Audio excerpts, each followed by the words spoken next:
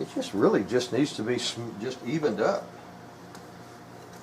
Just slick it up. It really doesn't need a lot. There's a hump here and a little hump there, but they're very small. These screws should be identical. I mean, they should be. They mass produce these things. So I'm not really worried about keeping the top and the bottom exactly in the top and bottom.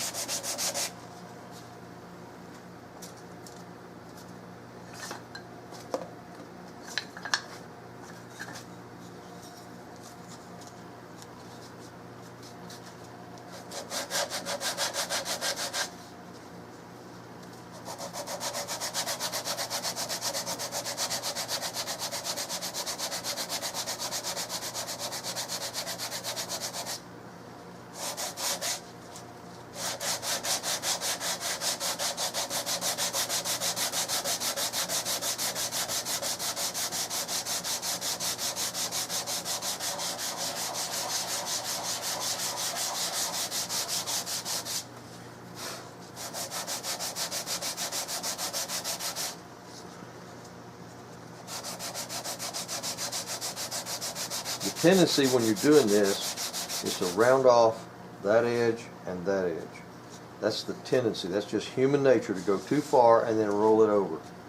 So you gotta, when you're sanding, you're using sandpaper as a shaping tool, you gotta intentionally avoid these two ends.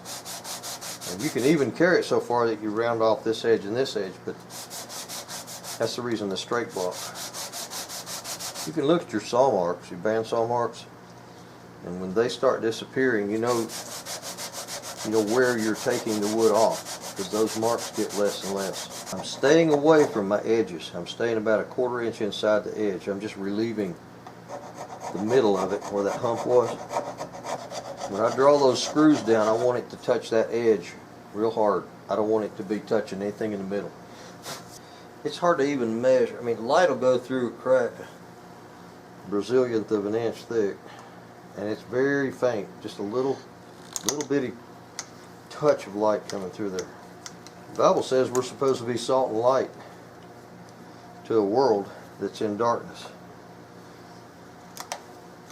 This goes to show you how powerful light is. It doesn't take much light to shine through a lot of darkness.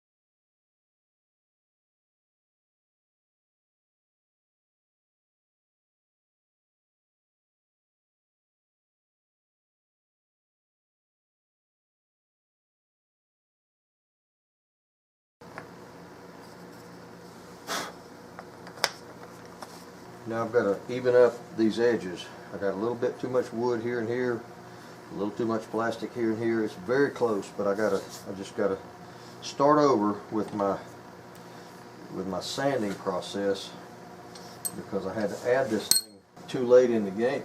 Normally I would be sanding all of this at the same time with the pad on, but this one worked out differently. There's actually still a teeny gap right there. I'm gonna have to take that off and sand a little bit more off of this. Yeah, I'm not quite done here. I thought I was, but I'm not. Like my grandfather says, you only get one chance to do it right the first time. Thankfully for me, this is still the first time.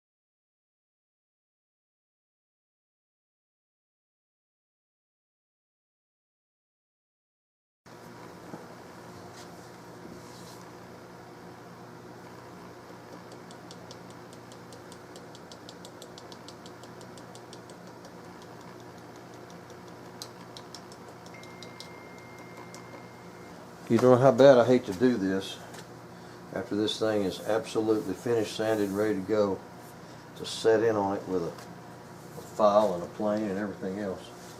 But what must be done, must be done.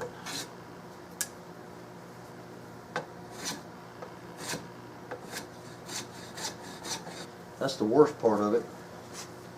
Now I can just sand that off.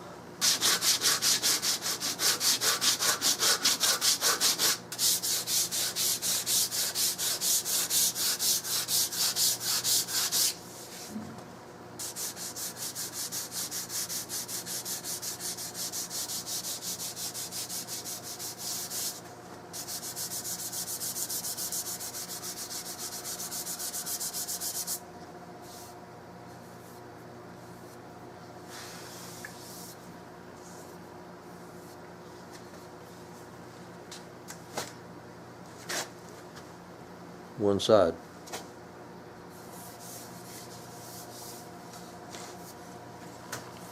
See, that wasn't bad. A couple hours.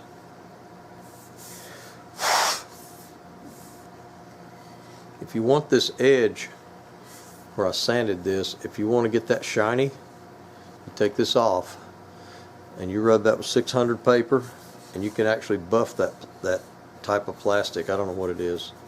High density something plastic, and you can buff it very lightly on a buffing wheel, like a grinder. This one of those cloth wheels, put a little compound on it.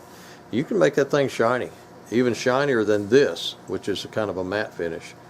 But I like to leave them and then just wax that. This is 320. I've taken it down to 320 paper, and you can, after you get your stock finished, taking this off, then when you put this back on after everything's done, I put a coat of wax on it, and that wax makes that little 320 grit edge look a lot like that. That's my favorite way of doing it. So now this is ready to come back off. I'll put my adapter lug in there, and then I can start the finishing like so, and then I can hold on to it while I do my finishing.